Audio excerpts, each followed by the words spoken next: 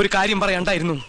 അപ്പൊ പറയാൻ പൊന്നൊരു വീഡിയോ ഇട്ടിട്ടുണ്ടായിരുന്നു. അതങ്ങനെ വരൂ, അതങ്ങനെ സംഭവിക്കൂ. അപ്പൊ അതിന്റെ നെഗറ്റീവ് കമന്റുകൾ കുറെ വന്നിട്ടുണ്ട്.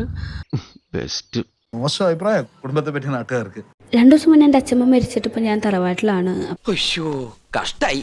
എപ്പോഴായിരുന്നു സമാധാനമായിട്ടിരിക്കുക. പക്ഷെ സാധാരണ ഒരാൾക്ക് ഇങ്ങനെ അമ്മ മരിച്ച് 2-ാം ദിവസം വന്നിരുന്ന് വീഡിയോ ചെയ്യാൻ കഴിയുമെന്ന് എനിക്ക് തോന്നുന്നില്ല. എന്നെ കഷ്ടല്ലേ, കോമൺ സെൻസ് ഇല്ലാത്തതിന്റെ കുഴപ്പേ. കാരണം ഞാൻ തറവാട്ടിലാണല്ലോ, അപ്പൊ എനിക്ക് അങ്ങനെ വീഡിയോസോ കാര്യങ്ങളൊന്നും എടുക്കാൻ പറ്റാറില്ല. എന്തായാലും ഇന്നത്തെ നമ്മൾ ഡേ മൈ ലൈഫ് എടുക്കാന്ന് വിചാരിച്ചു. എന്ത് കാര്യത്തിനാണത്? ഒരു സുഖം, ഒരു മനസുഖം. അപ്പൊ നമുക്ക് രാവിലെ ഒരു 5:30 ആകുമ്പോഴേക്ക് എഴുന്നേക്കണം കേട്ടോ. കാരണം എനിക്കിതൊക്കെ കാണുമ്പോ ചൊറിഞ്ഞു വരുന്നുണ്ട്. അതിന് നമ്മൾ ബലിട്ട് വന്നാൽ വേഗം പോയിട്ട് കുളിച്ച് സെറ്റായിട്ട് വന്നിരിക്കും കേട്ടോ. പിന്നെ അവൻ ക്ലാസ്സിൽ പോയതും എനിക്കുള്ള ബ്രേക്ക്ഫാസ്റ്റ് വന്നപ്പോ ഇന്ന് പുട്ടും കടലാട്ടോ. എനിക്ക് വലിയ തറവാട്ടുകാരാ, എന്ത് കാര്യം സദ്യ പോരാ. എനിക്കാണെങ്കിൽ പുട്ടും കടലും തീരെ ഇഷ്ടമില്ലാത്ത ഒരാളാണ്. എന്താണെന്നറിയില്ല ചേച്ചി, ഇപ്പൊ എത്ര കഴിച്ചാലും വിശപ്പില്ല. പക്ഷെ ഇവിടെ നമുക്കൊന്നും പറയാൻ പറ്റാത്തോണ്ട് ഞാൻ ഇതിരുന്ന് കഴിക്കാണ്. ഓഹോ, 5 സ്റ്റാർ ഭക്ഷണം കഴിച്ച് സുഖിക്കാൻ വന്നാണല്ലേ.